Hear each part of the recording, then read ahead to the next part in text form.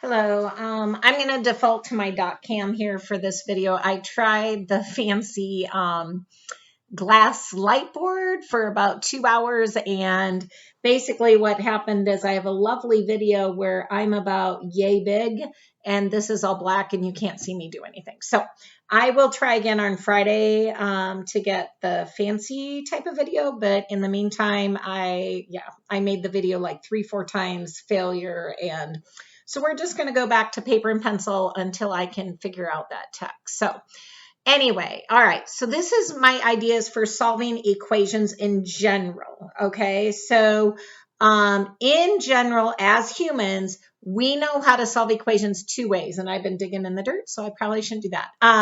Basically, as a human, you know how to solve linear equations, and we know how to solve quadratics. Okay, equation. That's it. Everything else, like Desmos can graph these crazy things, but ultimately it boils down to that our brains, we're happy with these two right here. That's it. So in algebra, a lot of times you spend your time manipulating it to get it into one of these forms. Okay.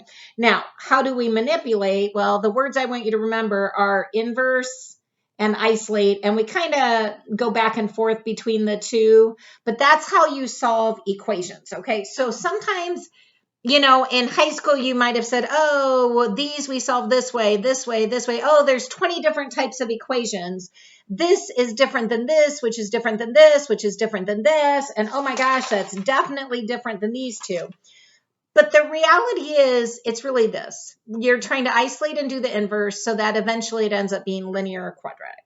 Okay, so in that case, let's look at this rational function. Hate the fractions.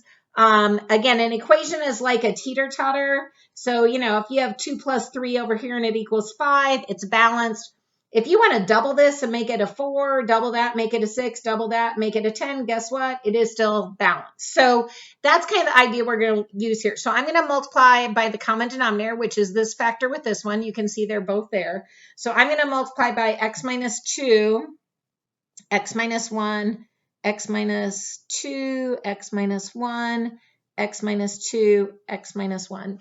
And then I'm going to cancel. So this goes away, the x minus 1 factor goes away, and both of these factors get canceled. Okay, so what's left? I have a 3 times the quantity x minus 1. I have a 1. I'm going to write it because it won't always be a 1. Times that, and then just the 7. Okay? The property that screws the most people up in pre-calc and calc is the distributive property. So we're not going to screw it up. So anytime you're doing the distributive property, just please be extra careful because people screw it up all the time. All right. And then I get what? I'm going to just simplify this a little bit. What do we get? X plus 5. Okay. At this point, you notice we did inverses and isolate, right? We, did our little distributive, brought the x's to one side by, well, I guess we haven't done that yet, have we? All right. We're getting there. Sorry, I'm moving ahead of myself.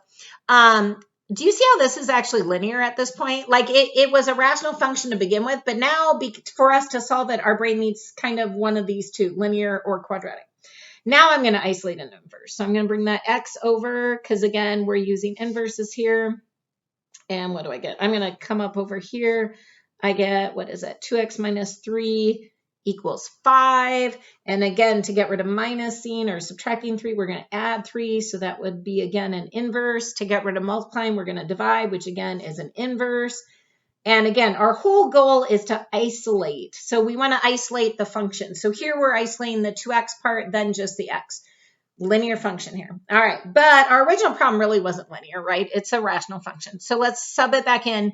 Now, you want to make sure it works, but the other thing you want to make sure is you're not dividing by 0. That's a big no-no. So sometimes when you manipulate things, you create false answers or things that aren't really true.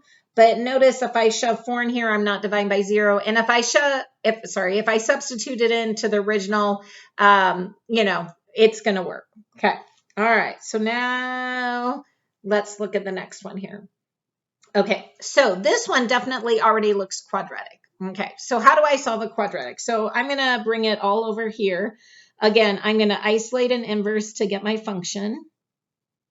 So I'm going to add the 5x to both sides. I'm going to add the 4 to both sides. Okay. This is how you isolate a quadratic. Okay. So you use inverses to move things around, but you want to isolate a quadratic. And you might ask, why is that isolated? Okay. So say I have something equal to 10 and you're like, or even 100, and you're like, well, I'm going to just factor that and equal 100. All right. Do you want to bet me $1,000 that you are right? If you're right, I'll give you $1,000. If you're wrong, you owe me $1,000. Now, hopefully you're like not taking this bet because there are tons of possibilities, all right? And you might think, oh, there's, whatever, 10, 10, negative 10, negative 10, 50 and 2, 2 and 50, negative 2. But that's, it could be 400 and a fourth, right? It could be 800 and 1/8, or maybe a negative and a negative there. So there are infinite many factors that equal 100. So that is a horrible bet. Okay. The probability of someone guessing that, it's not very likely, right?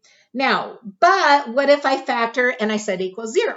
Well, that's a whole different bet. I would for sure bet that one. If someone said, hey, I'll give you $1,000 if you can guess one of these, I'd be like, definitely, because it could be that this one's 0, that one's 0, or they're both 0, but there's a 0 for sure, one of the factors, right? It is a guarantee. Where up here, you're not guaranteed either of the factors, okay? So the goal, the way we isolate a quadratic is we bring it all to one side. I usually like to keep my x squared positive, so sometimes I bring things to the right, have my 0 over here. I like to factor with the leading coefficient positive. And so factoring is usually your fastest thing. So I'm going to factor. I like to do my x and x. And then I kind of like to make loopies. So the factors of 2 and 2, 2x and 2x, they don't give me a 5. But a 4 and a 1 does. So I'm going to look at my loopies, both positive. So a positive 4x and a positive 1x give me 5x, and I'm good to go. Okay, so now I know, the whole 0 thing over here, has to happen. So if this guy is 0, subtract 4. And do you see how now this quadratic, again, it actually turns out being linear when we get to that step, right? And so then I get what? X equals a negative 4.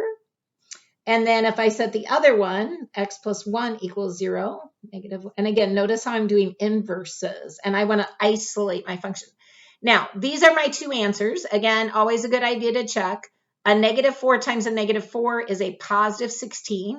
Does that equal 20 minus 4? Yes, it does. And then a negative 1 squared, a negative times negative, positive 1. Positive 5 minus 4 is 1. So I know both answers are right. And usually with a quadratic, unless your answer is 0, you're going to be getting two answers, okay? All right, let's look at this one. You might be like, but Julie, these are all different equations. Well, but again, you isolate and you do the inverse and you get it to a point where it's linear or quadratic, because as humans, we're kind of limited here. All right, so I want to isolate my function. So here's my function. So how do I get rid of minus 4? Again, we use inverses. So to get rid of that, I'm going to add 4. What is that, 15? Okay, to get rid of multiplying by 3, again, inverse, because my goal now is to isolate this function. What do I have? 5. Okay, so now if we look at this guy right here, and you're like, okay, well, I've isolated my function. Okay, so now we're going to do the inverse. Okay, so you have to kind of think about what the job is of the function. Squaring has a job. Functions have a job, like a pop machine. A pop machine, you put money in, I push the Diet Mountain Dew button, and a Diet Mountain Dew comes out. If a Pepsi comes out, it malfunctioned. It is not doing its job. So functions have jobs in math. The job of a squaring function is to find the area of a square. That's why we say you're squaring, because you're finding the area of a square. So 3 squared is 9 because you are finding the area. If I input a 3 into this function, I sub a 3 in, then my output is the area, which is a 9. So what's the inverse of squaring? Well, that would be square rooting. And what is the job of square rooting? Well, if I substitute in a 9 and that's my input, then my output is 3, which is your side length. This is a 3 by 3 square. So squaring gives you the area of a square. Square rooting gives you the side length of a square. All right, so those are inverses of each other. All right, what am I doing? I am square rooting, so the inverse is squaring. They cancel each other out. So I'm just going to come up here. So what do I get? I get x plus 1 equals 5 times 5 is 25. And you see how this is linear now? Like I manipulated it and it became a linear equation, which again, I'm happy with that because as a human, I can do that. Do the inverse to both sides because I'm isolating that function and I get 24. Always good to check your answers. 24, 25, square root is 5. 15 minus 4 is 11. I know I'm right. All right, let's look at this equation. Again, you might be like, I don't know what to do. But again, yes, you do. All right, so don't sell yourself short. You know first you have to isolate your function. So let's isolate that part right there. How do you do it? Inverses. Add 8, add 8. What is that, 18? Okay. Now you want to isolate just the absolute value part because that's your function. How do you get rid of multiplying by 2? The inverse. We're going to divide by 2. All right, so now you've isolated. This is your function. You've isolated it. All right, so you're solving this equation. Again, you have to understand the job of what an absolute value function does. What does it do? Well, here's your graph. If I run, say, 9 miles to the right, I ran a distance of 9 miles. What if I run 9 miles to the left? Well, in math, that's a negative 9. I went backwards, right? And in math, that's, it's kind of like north, south, east, west, right? North is positive, south would be negative. So, east and west, all right? So if I look at this, if I go to the right, I'm moving a positive 9 miles. If I go to the left, it's a negative 9 miles. But what distance did I go? Well, either way, I ran a distance of 9 miles. Distances don't have negatives. So absolute value spit out the distance. So I know that this in here, if I undo it, if I undo this function, that number in there must have either been going to the left or going to the right. It is a distance. So the absolute value of 9 is 9, but also the absolute value of a negative 9 is 9. I'm expecting two things here. Notice how this becomes linear then. How do I get rid of adding 3? Again, it's all about isolating and the inverse. Negative 12 and adding 3. Subtracting 3, again, that's your inverse. And what is that if I can do math today? And again, check your answer. 6 gives you 9, 18, yep, I'm good. A negative 12 gives me a negative 9, which is 9, 18, yep, I'm good. All right, let's look at a couple of weird ones. All right, so you look at this. Now, in high school, you probably would have FOILed this out. You probably distribute this and do all the math.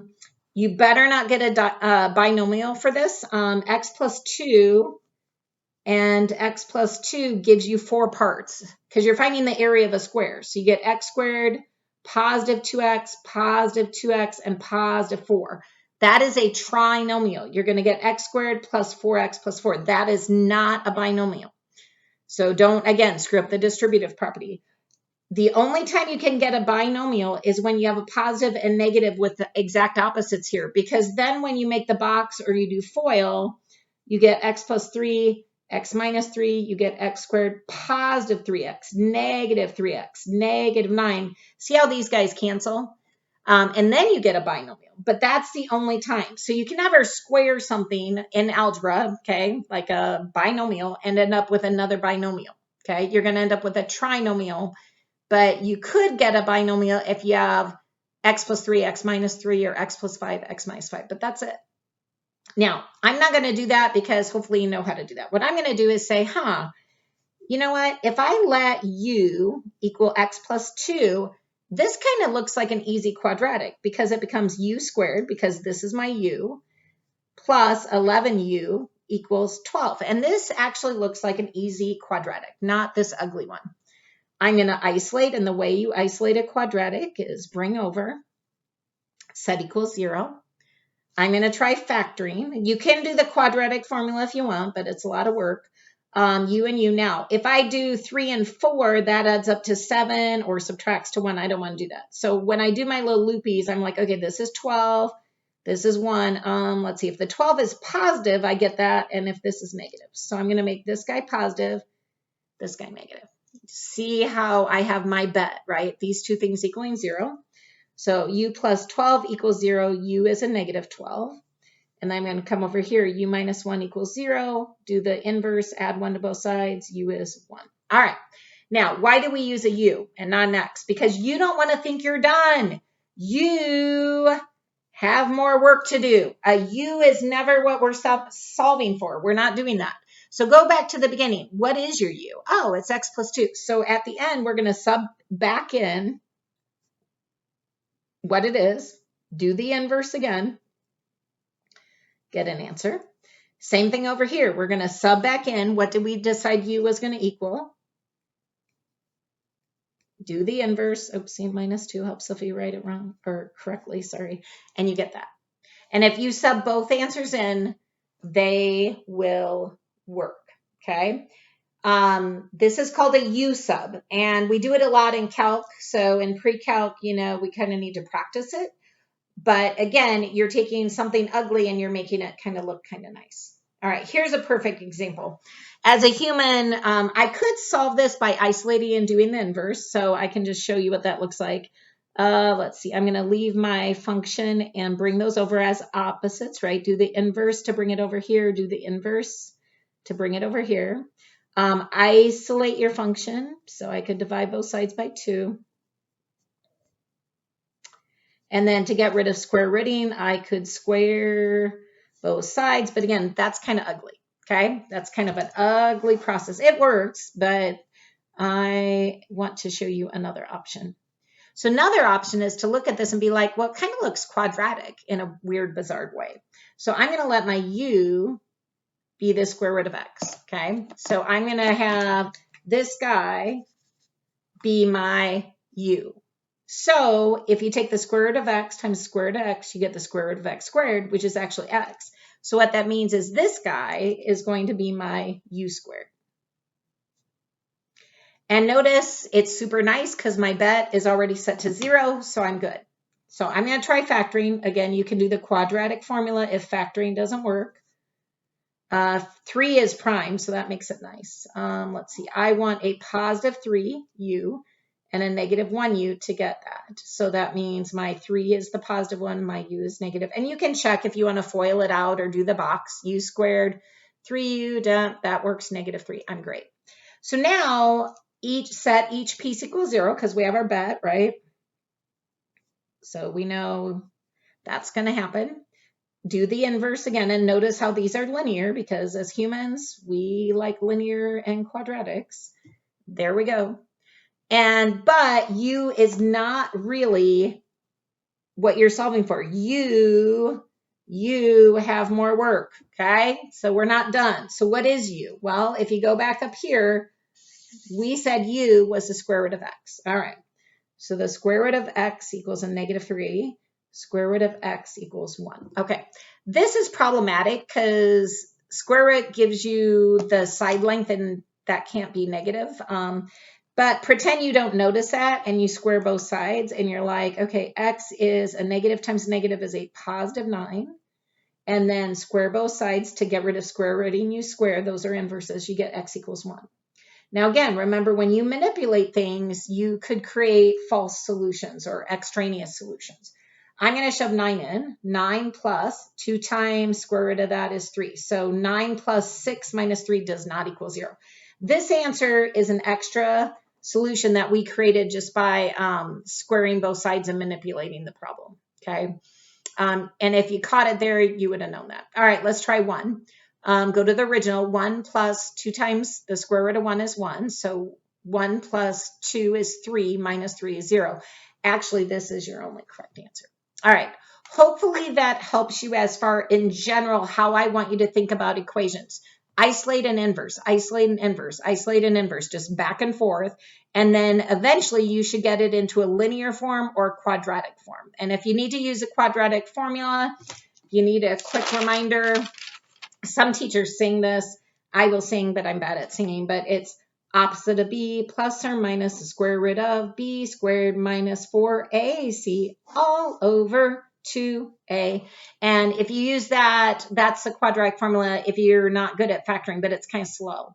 The other thing you have to remember, if b is negative, like if you have x squared minus 7x plus 3, this is something that would not factor, right? So we need the quadratic formula. If b is a -7, be careful. A -7 times a -7 is a +49. That's kind of a common place. So, all right, I'm going to stop there. Hope things are going well.